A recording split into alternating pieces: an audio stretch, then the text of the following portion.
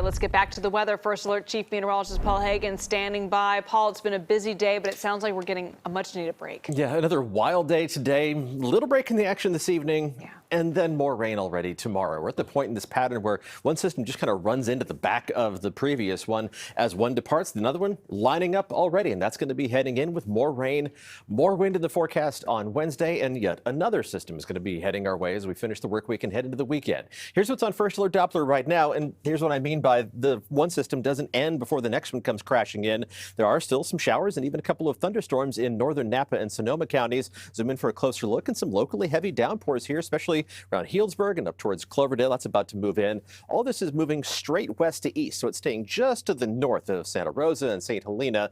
This rain is largely going to diminish as we head through the rest of this evening, but there's another little cluster of showers off the coast that's going to try to make a run towards San Francisco and the peninsula. It's just an unsettled pattern. Futurecast has a great handle on where things are right now. It shows most of the action staying north of the Golden Gate as we head through the rest of this evening, but I can't rule out a shower, maybe even a rumble of thunder anywhere across the Bay Area through this evening and into tonight. And then tomorrow morning, much more widespread rain is going to be hitting the coast already before the sun comes up. Yet another wet commute for Wednesday morning. And again, I'll say it, if you have the option to work from home, exercise that option. The roads are going to be sloppy. The winds are not going to be as strong. The rain is not going to be as heavy as what we were dealing with this morning, but it's still going to be a mess out there. Looks like the heaviest and steadiest rain is going to fall north of the Golden Gate. The rest of us are going to see light to moderate rain. And the rain shadow is going to be more apparent, especially for parts of the Tri-Valley and the Santa Clara Valley. But that's a lot of rain falling north of the Golden Gate. That's where I'm most concerned about any additional flooding problems developing tomorrow. And then the rain begins to lift farther north as the sun goes down tomorrow evening. We finally get into a several-hour break from the showers for the most part by late tomorrow evening. Still a few showers hanging out where they are right now for far northern Sonoma County. And things are going to adjust themselves just a little bit Wednesday night into Thursday, keeping the rain pushed just off the coast and farther up to our north. That is a temporary pattern. Things are already going to be shifting back into a more active arrangement as we head into Friday. So rain beginning to approach. We're still dry to start the day Friday, but the rain chances are going to increase by Friday afternoon and Friday evening.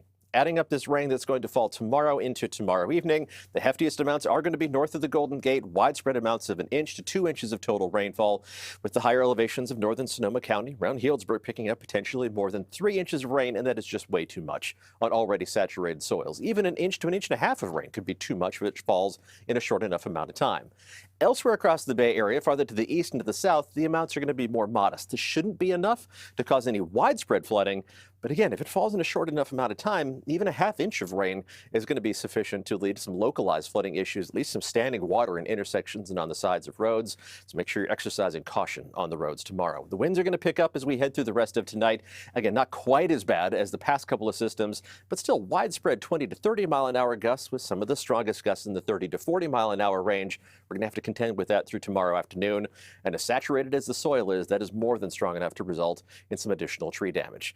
Looking at our rain chances for the next 7 days, it is still a busy pattern. After that break in the action on Thursday and Thursday night, the rain chances do increase by late Friday and Friday night. That's going to be, I think, light shower activity initially, but more widespread and heavier rain is in the forecast on Saturday. Looks like it's going to be sloppy out there for the Niners game, with lingering showers on Sunday and one more rain chance headed our way by early next week. Added up over the next 7 days, and the Weather Prediction Center's 7-day rainfall outlook calls for anywhere from 1.5 inches to 4 or 5 inches of additional rain on top of the exceptional amounts that we've already picked up in this 2+ week stretch of unsettled weather.